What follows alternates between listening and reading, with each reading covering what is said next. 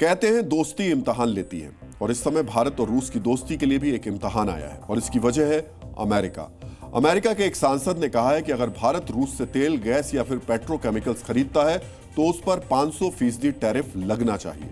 America के राष्ट्रपति Donald Trump की पार्टी के सांसद ने यह बयान यूक्रेन की राजधानी कीव में खड़े होकर दिया।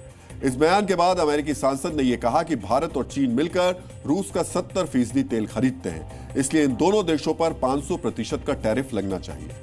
रूस यूक्रेन युद्ध के दौरान पश्चिमी देशों ने मॉस्को पर कई तरीके के प्रतिबंध लगाए, जिसकी वजह से रूस ने कम दामों पर कच्चा तेल और पेट्रोकेमिकल प्रोडक्ट्स बेचना शुरू किया और भारत ने इस दौरान अपनी जरूरतों का अच्छा खासा हिस्सा रूस से ही इंपोर्ट किया। वैसे कोई भी समझदार देश ऐसा ही करेगा। वर्ष 2024 में भारत ने रूस से 4,19,000 करोड़ रुपए का तेल मॉस्को से खरीदा।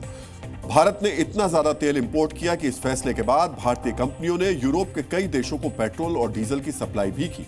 यानी रूस से कच्चा तेल मंगवाया गया और फिर उसे रिफाइन करके दूसरे देशों को एक्सपोर्ट किया गया।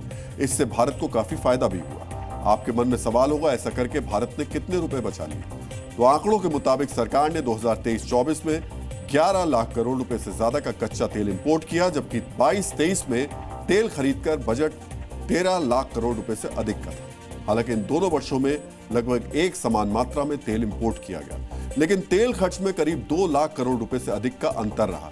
यानी जब रूस से कच्चा तेल खरीदा गया तो तेल की कीमत कम होने की वजह से भारत को 2 लाख करोड़ रुपए का फायदा हुआ। अब आप अंदाजा लगाइए कि भारत का रक्षा बजट करीब 6 लाख करोड़ रुपए का है और उसका करीब 1/3 हिस्सा हमने सस्ते तेल की मदद से बचा लिया। इससे पहले भारत सरकार अपनी जरूरत का ज्यादातर तेल मिडिल ईस्ट से खरीदती रही है और 2022 के बाद से भारत ने रूस से भी तेल खरीदने को प्राथमिकता दी और अमेरिका को, ट्रंप सरकार को भारत और रूस की ये दोस्ती अब चुभ रही है।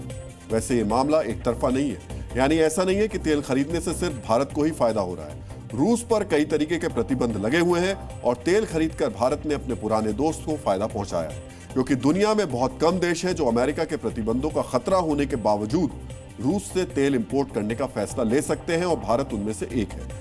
हालांकि भारत ऐसे इम्तिहान में सफलतापूर्वक खरा उतरता रहा है। उसने अमेरिकी धमकियों का मुकाबला अब तक अच्छी तरीके से दिया है। ये कोई पहला मौका नहीं है।